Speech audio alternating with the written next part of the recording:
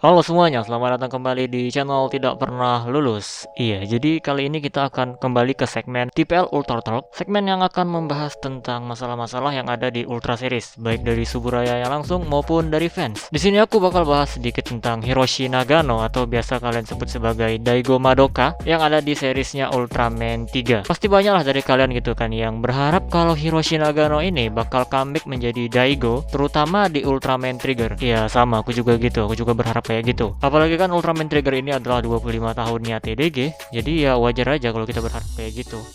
Hiroshi Nagano ini terakhir kali comeback sebagai Ultraman 3 dan Daigo Madoka itu di 2008, tepatnya di film Superior X Ultra Brother. Tapi kenapa sih sekarang itu dia ini sulit banget untuk comeback? Padahal si Hiroshi Nagano ini udah ngaku pas interview kalau dia ini masih mau jadi Daigo Madoka, tapi nggak kesampaian sampai sekarang. Kok bisa sih? Masalah utama itu ada di Johnny and Associates, yang dimana mereka ini sangat-sangat sensitif ya untuk masalah lisensi. Kalau kalian nggak tahu, Johnny and Associates itu adalah agensi dari Hiroshi Nagano dan bayarannya itu mahal banget untuk nampilin, dan mereka juga ketat untuk lisensi ini ya. Jadi kalau mau make itu nggak bisa sekali bayar, untuk nampilin itu sekali bayar, tapi nanti kalau mau nampilin lagi nggak bisa ditampilin gitu aja, itu harus bayar lagi. Mereka punya peraturan kayak gitu, makanya ini sangat sulit untuk ditampilin lagi karena bayarannya mahal. Bahkan untuk scene flashback aja ya, yang itu nggak harus syuting ulang, itu harus bayar lagi. Makanya di situ Suburaya nggak mau mengeluarkan budget yang lebih.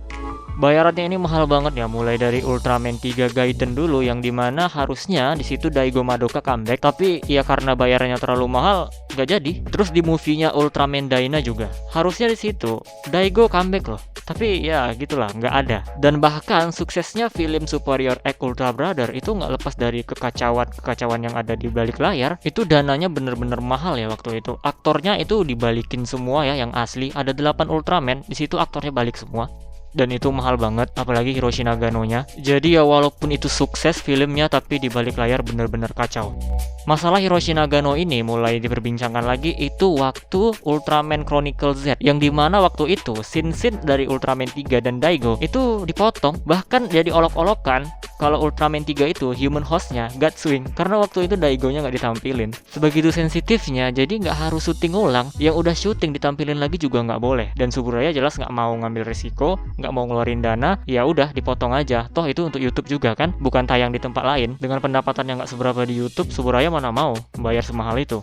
Tapi fans waktu itu agak sedikit lega karena pas di promosi SHF Ultraman 3 itu Bandai mengcomebackkan Hiroshi Nagano jadi Madoka. Waktu itu Hiroshi Nagano langsung jadi promotornya. Dialah yang mempromosikan si SHF Ultraman 3 itu. Ya aku nggak tahu itu bayarannya semahal apa, tapi dengan adanya itu ya ini udah jadi kesimpulan kalau Hiroshi Nagano bisa aja comeback, dan itu tergantung Suburanya mau apa enggak. Jadi kesimpulannya ya itu, apakah Hiroshi Nagano akan comeback menjadi Daigo lagi terutama di Ultraman Trigger nanti, ya semua itu balik ke Suburaya. Kalau Suburayanya mau, ya bisa. Tapi kalau Suburaya nggak mau keluar duit, ya susah. Tapi aku berharap banget bisa lah, kan ini 25 tahunnya TDG gitu ya. Dan tribute Ultraman 3 juga, si Trigger itu adalah Ultraman baru dengan referensi Ultraman 3. Jadi kalau bisa Hiroshi Nagano itu comeback lagi lah jadi Daigo. Jangan kayak teori-teori para fans itu yang bilang kalau Shizuma itu sebenarnya Daigo yang menyamar. Ya itu janganlah, itu hemat budget banget. Daigo Madoka itu cuma bisa diperanin sama Hiroshi Nagano aja. Bahkan kalau misalnya Ultraman 3-nya comeback tanpa Hiroshi Nagano, tanpa Daigo Madoka, ya mending janganlah. Soalnya itu ibaratkan makan mie, nggak pakai bumbu-bumbunya.